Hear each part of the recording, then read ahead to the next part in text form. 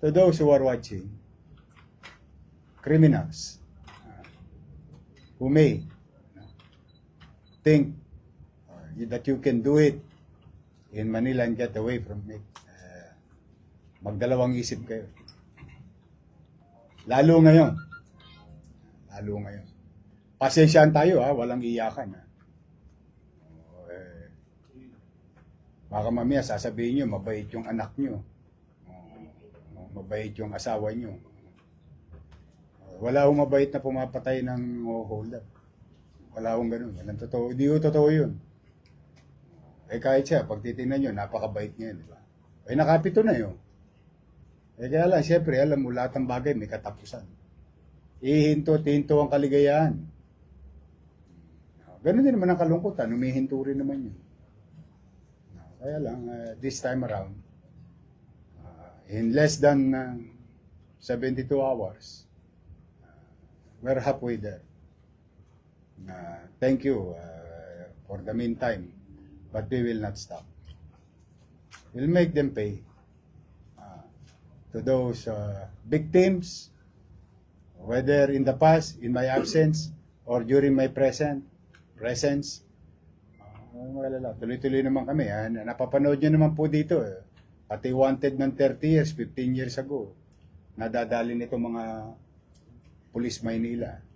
The same thing with him and the others. So in the future. Kaya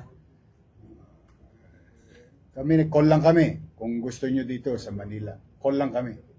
Pero tayong kapatid, don't do it in Manila kung magbago na kayo ng buhay. Sir, applicable po ba yung 500,000 at saka yung WPP sa kanya? Yung WPP, it's up to DOJ. It's up to him. Anong value nung kanyang mabibigay? Kami tutulong. Bakit hindi? Tutulong kami. Pero bagay na yan ipapasyahan ng ahensya ng gobyerno. Kapag ka siya ililitisin ito ang investigador natin. Diba? At the end of the day, we will help him. But call yan ng DOJ in the future. But for now, basta ako, pinayo ko sa kanya talaga. Tumulong na siya sa iba pang bagay.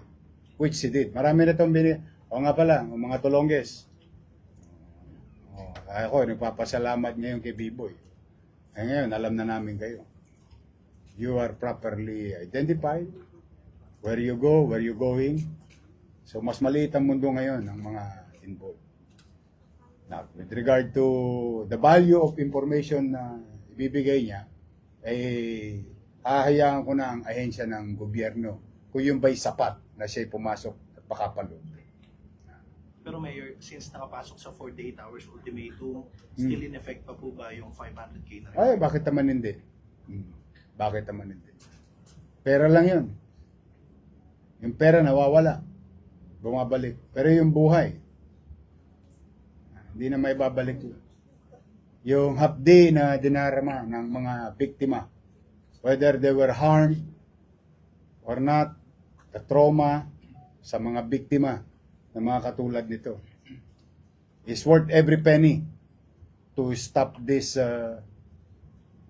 criminal group riding in tandem robbery hold-up group.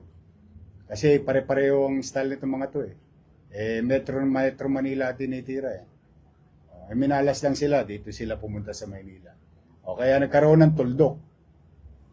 Dati puro kuwit lang At usasa sila gumagawa.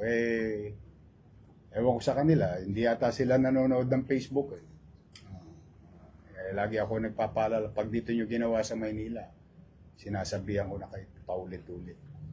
Sanay kami hindi matulog dito. Ewan ko, kung natutulog pa sila. Kami, sanay kami hindi matulog. Kaya mga lesbo ko na yan, ilang oras na yan. Halo-halo yan. Iba-iba na yan. Tulog-tulog. So, I'm just saying, hey, why not? Pera lang yan. Saka maganda doon, hindi naman pera ng taong bayan yan. For all you know, pera ng mga pulis yun. For all you know. That's how Manila policemen brotherhood.